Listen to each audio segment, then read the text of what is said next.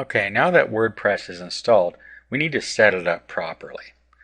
Now, the first thing we're going to want to do, let's go down to Settings. And here it says just another WordPress site because we weren't able to set that parameter when we were doing the setup. It doesn't allow you to enter it. So put a proper tagline in here. Okay, so put your first source for trending news. Okay, and then down here you can decide whether you want people to be able to register or not. That's entirely up to you. Now, it might be a good idea because people leaving comments on your stories can be a good thing. Okay, so I suggest that you actually do allow that. Here you can set your time code. Okay, and then really that's all we need to do on this first screen here. So we'll save the changes. Next, let's go to discussion. This is where we need to control the comments. Okay, so uncheck the attempt to notify any blogs linked to or from here. Allow link notifications, uncheck that. Allow people to post comments on news articles. You want to leave that checked if you're allowing comments. Okay, they must fill out their name and email address. And whether you want to allow nested comments, you can choose how you want that to work. Okay, down here you can have email notifications of when people leave comments. Now, it's a good idea to have to administer comments here. And then down here, you should put any words in here that you want to trigger either a hold or a blacklist. Okay, so for instance, blacklist, if you see something like Viagra or whatever words you think should be in here, then you can actually have that blacklist the comments. So prescriptions. And then they're up here. These are ones that just put it on hold. So you can put less serious infractions in here, or that may be infractions. For instance, if you put free or something like that. Okay? So that'll help you in comment moderation. Okay, down here you have your controls for avatars. So we'll save the changes there. Okay, privacy. Now we should have set this at the beginning, which we did. Just make sure it's correct in here. Permalinks. You are going to want to set your permalinks to a custom structure.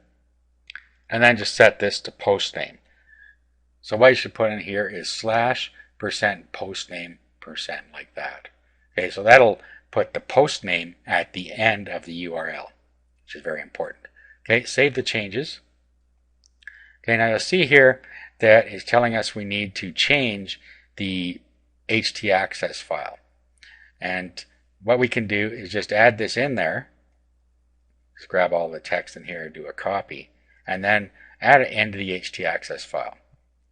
An easier way to do this would be to change the permissions of the .htaccess file so it's writable. So to do that, let's go back to our control panel. Let's go to File Manager. And then let's find our .htaccess file. Now, if you don't have an htaccess file called .htaccess, what you can do is create a new file. Just click on New File here, and then just call it .htaccess like this, and that's fine. It'll be in public HTML. Create a new file. I'm not going to do that because I know that I do have an htaccess. So if you don't have one, this is how you can create it. Then you can follow the instructions that are coming up now. So roll down till you find it here. It'll be right after all the folders that we have in here. There it is. Okay, then what we want to do is change the permissions. Right now it's 644. What we want to do is make it 666 by checking these two boxes. Okay, change the permissions. Now let's go back to permalinks and save the changes. Okay, it updated that for us. Now let's go back, and we'll actually have to back out of this. Go back to our cPanel here and go right back into File Manager. Find .htaccess again. Click on it. Change permissions back to 644. Like that. And everything's good. Now if you don't see htaccess here, it's because you don't have hidden files turned on as visible in your file manager. Okay, so we now have our permalink set up for us. Okay, now the next thing we're going to want to do is we're going to want to change the appearance.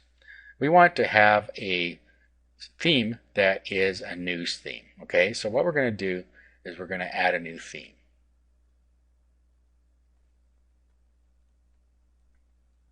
Okay, so click Install Themes up here. And then over here, let's just put in News.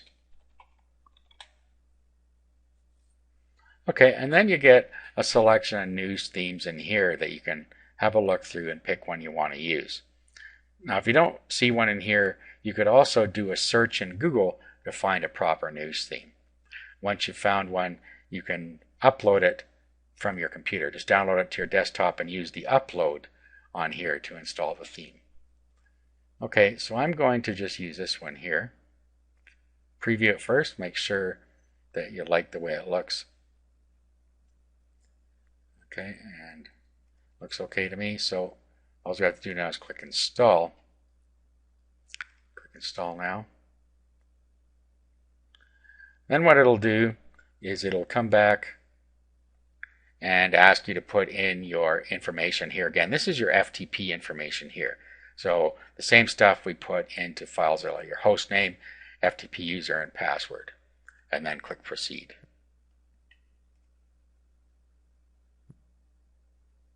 Okay, and then when we click up here, our theme should have taken place, which it has. Okay, so what we want to do now is delete all of our posts that are in here. And pages we want to delete.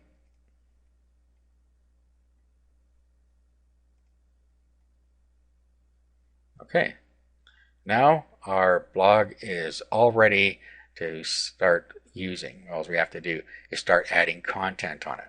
Now before we start adding content, we need to do some research on what to add here. So we'll go over that in the next video.